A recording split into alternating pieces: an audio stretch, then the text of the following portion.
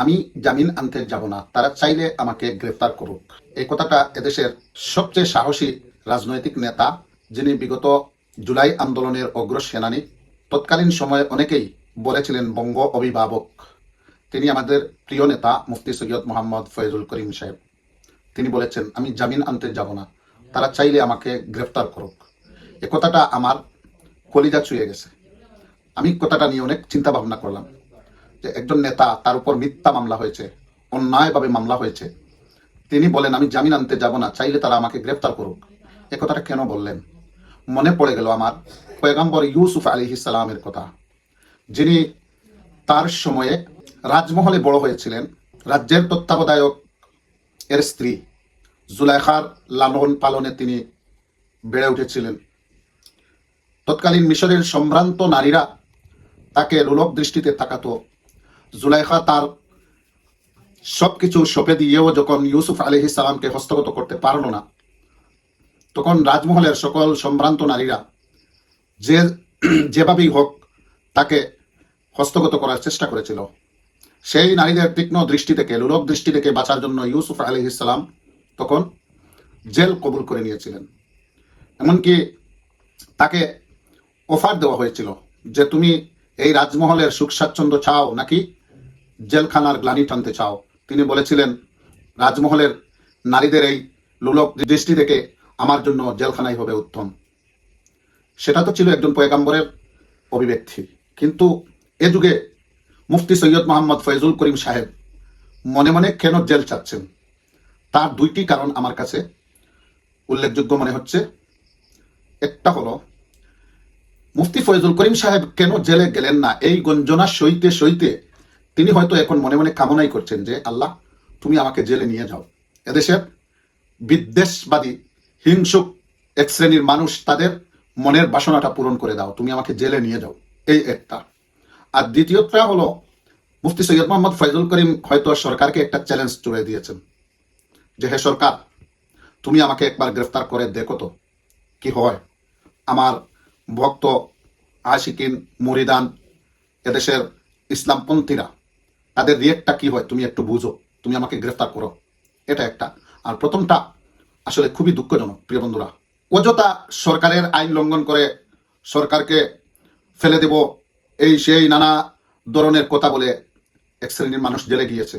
তারা গিয়ে বের হয়ে ইউসুফ আলাইহিস সালামের উদাহরণ দেয়। ইউসুফ আলাইহিস সালাম তিনি পয়গম্বর ছিলেন, তিনি কোন প্রেক্ষাপটে জেলকে তিনি নিজে কবুল করে নিয়েছেন। আজকে দেখা যাচ্ছে, আমার কাছে মনে হচ্ছে ইউসুফ আলাইহিস সালামের সেই উদাহরণ মুফতি ফয়জুল করিম সাহেব এই জনতার সামনে উপস্থাপন করতেছেন। না হয় তিনি জেল চাইবেন কেন? তিনি আসলে মানসিকভাবে এতটাই নির্যাতিত এদেশের হিংসুকদের কাছ থেকে, এদেশের হিংসুকরা একটু স্বস্তির নিঃশ্বাস ফেলবে তিনি জেলে গেলে। তিনি জেলে না গেলে ওরা এই হিংসার বিষক্রিয়া তারা চড়াতেই থাকবে। এই জন্য আসলে খুবই কষ্ট হয় বন্ধুরা। মুফতি ফয়জুল করিম সাহেব, সৈয়দ মুফতি রেজাউল করিম সাহেব, উনারা যে এদেশের ইসলামের যে খিদমত আঞ্জাম দিয়ে যাচ্ছেন, খানকা থেকে নিয়ে ময়দান পর্যন্ত বিকল্প কোনো উদাহরণই নাই। তাদের সাথে তুলনা করার মতো ইসলামী খিদমতে তাদের সাথে তুলনা করার মতো কোনো সংস্থা, কোনো বাহিনী আমার অন্তত দৃষ্টিতে পড়ে না। কিন্তু উনাদেরকে বেকায়দায় ফেলার জন্য নাস্তিক মুরতাদ বামপন্থীরা যতটা না কাজ করছে, তার চাইতে মনে মনে এক শ্রেণীর লেবাসদারীরা সেটা খুব বেশি করে যাচ্ছে। এজন্যই মনের ক্ষোভ থেকে, মনের দুঃখ থেকে মুফতি ফয়জুল করিম সাহেব হয়তো জেলকে বরণ করে নিতে চাচ্ছেন। ওলামায়ে কেরাম, আল্লাহর প্রিয় বান্দা, হক্কানি বুজুর্গ আউলিয়ায়ে কেরাম কারাগারে যাওয়া, এটা তাদের জন্য কোনো এই দোষের নয়, এটা পয়গাম্বরী সুন্নাহ। ইমাম আবু হানিফা আলাইহির রহমাহ, ইমাম আহমদ ইবনে হাম্বল কে না জেল কেটেছেন? যারাই নবীজির সঠিক উত্তরসূরি সবাই জেল কেটেছেন। কিন্তু এই মুফতি ফয়জুল করিম সাহেব, এই মুফতি রেজাউল করিম সাহেব, যাদেরকে পীর সাহেব চরমুনাই, শায়েখের চরমুনাই বলে অভিহিত করা হয়, উনারাও জেল কেটেছেন। বিগত ফ্যাসিস্টের আগে যে ইসলামী মূল্যবোধের সরকার ছিল, সেই সরকার কিন্তু উনাদেরকে, উনাদের মরহুম পিতা সহ জেলে নিয়ে গিয়েছিল। কিন্তু আওয়ামী লীগ কেন নেয় নাই, এই দুঃখ আমাদের এক শ্রেণীর মানুষকে জ্বালিয়ে পুড়িয়ে ছাই করে দিচ্ছে। আওয়ামী লীগ নেওয়ার জন্য কম চেষ্টা করে নাই, যত চেষ্টা করার সব চেষ্টা করে তারা ব্যর্থ হয়েছে। মুফতি ফয়জুল করিম সাহেবকে ফাঁসাতে পারে নাই, মুফতি রেজাউল করিম সাহেবকে ফাঁসাতে পারে নাই। ইসলামী আন্দোলন বাংলাদেশের অসংখ্য মুজাহিদ জেলে গিয়েছেন। আমার এলাকার আমার এক ছোট ভাই ছাত্র আন্দোলন করত, সে প্রায় 9 মাসের মতো জেলে ছিল। এরকম ইসলামী আন্দোলনের অসংখ্য নেতৃবৃন্দের জেল কেটেছেন। জেলে নিয়ে অকথ্য নির্যাতন করে তাদেরকে স্বীকারোক্তি নেওয়ার চেষ্টা করা হয়েছে। আর আমাদের শায়েখাইনকে নেওয়ার জন্য আওয়ামী লীগ যত চেষ্টা করার সব চেষ্টা করেছে, চেষ্টা করে তারা ব্যর্থ হয়েছে। কিন্তু এই মনোজ্বালা যারা জেলে গিয়েছিল তারা তো আর দালাল বলেই ফেলছে। আরো তো আমাদের দেশের রাজনীতিতে বিশ্ব চ্যাম্পিয়ন, দালালিতে বিশ্ব চ্যাম্পিয়ন একটা চিহ্নিত গ্রুপ রয়েছে। যুগে যুগে তাদের দালালি মানুষের সামনে স্পষ্ট। তাদের দালালি আড়াল করার জন্য চরমুনাইকে যত দালাল বলেছে, ওরা যদি তওবা করে চরমুনাইয়ের কাছে ক্ষমা চেয়ে আল্লাহর কাছে ক্ষমা না চায়, তাহলে আমার মনে হয় শুধু চরমুনাইকে দালাল দালাল বলার জন্য ওরা ঈমান হারিয়ে মৃত্যুবরণ করতে পারে। কারণ যে লোকটা লাখো মানুষের সামনে আল্লাহর কসম কেটে বলে যে আমি কারো দালালি করি নাই, এমনকি এমন কথাও বলেছেন যে আমি যদি কারো দালাল হই আল্লাহ যেন আমাকে ধ্বংস করে দেয়। এরপরও এক শ্রেণীর মুনাফিকদের বিশ্বাস হয় না।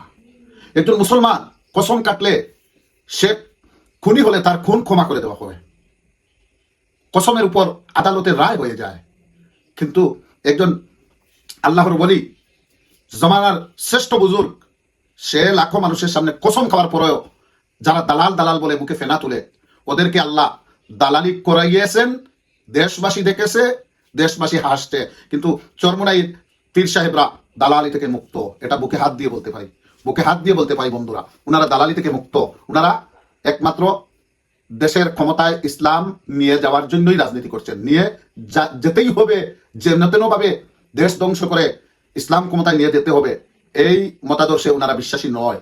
ওনারা চান এদেশের মানুষ ইসলামকে বুঝে ইসলামী আন্দোলনে শরিক হয়ে সংগ্রাম করে যদি ইসলামকে ক্ষমতায় নিয়ে যায় তবে ভালো, যদি না নিয়ে যায় তবে আজীবন সংগ্রাম করব নিয়ে যাওয়ার জন্য, আল্লাহর কাছ থেকে এর পুরস্কার পাবো, এই নিয়তেই ওনারা সংগ্রাম করতেছেন, রাজনীতি করতেছেন।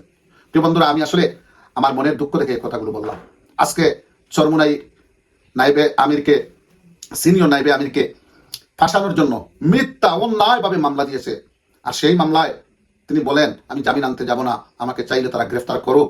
এ কথাটা আসলে মনের ক্ষোভ থেকে বলেছেন, দুঃখ থেকে বলেছেন যে এক শ্রেণীর মানুষ তো চাই আমাকে জেলে নেওয়ার জন্য, তাইলে নিয়ে যাক। যাক বন্ধুরা, দোয়া করবেন শায়েখে চরমুনাইয়ের জন্য, দোয়া করবেন ইসলামী আন্দোলন বাংলাদেশের মুজাহিদিন কাফেলার জন্য দোয়া করবেন।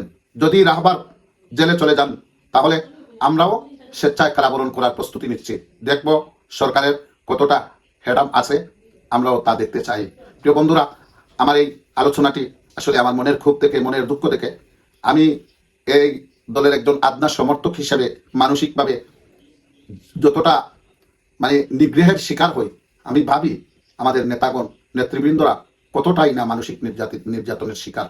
আল্লাহ তাআলা সবাইকে সহি সমঝ দান করুক, সে প্রত্যাশায় আজকে বিদায় নিচ্ছি। প্রিয় বন্ধুরা, দেখা হবে অন্য কোনো আলোচনায়, অন্য কোনো ভিডিওতে। আসসালামু আলাইকুম ওয়া রাহমাতুল্লাহ।